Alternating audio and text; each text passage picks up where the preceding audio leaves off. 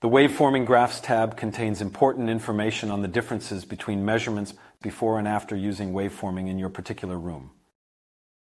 We already reviewed these graphs back at the beginning of the video. They include frequency response curves, time frequency graphs, and metrics that characterize both the decay time and how the seat-to-seat consistency compares to the RP22 performance levels. To view them, you must connect to your altitude via a simple web browser rather than by VNC. You can do so by typing the IP address of your altitude into the web browser from a device that is on the same local network as your processor. As explained earlier, these results will vary based on your specific room and installation. While waveforming is remarkable in its ability to address the most difficult challenges in small room, it is not magic as the laws of physics still apply. Things like the locations of your subs compared to where they should be located and whether you were able to implement the full planar installation or a cylindrical installation will all make a difference in the results you can achieve. For example, the results achieved in that room we showed at the beginning show excellent seat-to-seat consistency up to about 70 Hz. It could have had similar control up to a higher frequency if there were more subwoofers to allow for closer spacing. The room was right on the border between needing 4 and 6 subs on the front wall, but we decided to use 4 simply because it made placing the LCRs easier. Changing the waveforming settings will have an impact on the bass performance, but can also affect the overall perceived balance and clarity of your system. Once you're happy with the bass improvements achieved with your settings, you can start fine-tuning the rest of your system as you normally would. However, there is one major difference.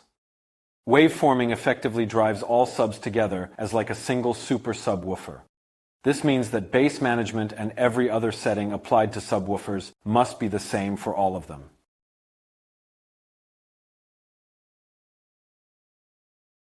As a start, here are the settings we recommend you to experiment with first. Bass management first, that will determine how the waveforming array of subs integrates with your main speakers. Although the default bass management options work well in most cases, you still may want to adjust this default setting based on the specifics of your system to ensure the smoothest sub-speakers handoff around the crossover frequency.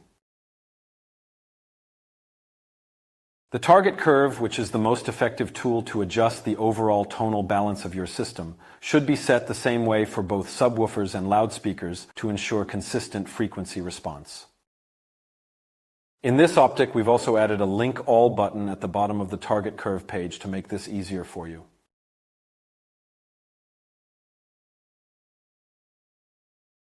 Adjusting the overall level of bass outside the target curve should be done with bass management and LFE gains, which is located in the bass management menu.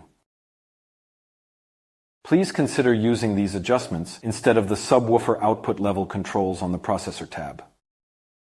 Note that the LFE, or low frequency effects channel, is often quite different from the bass content you would find in the screen channels. If you would like more bass, we suggest adjusting the bass management gain with music to get the balance right, since most music recordings do not have an LFE channel.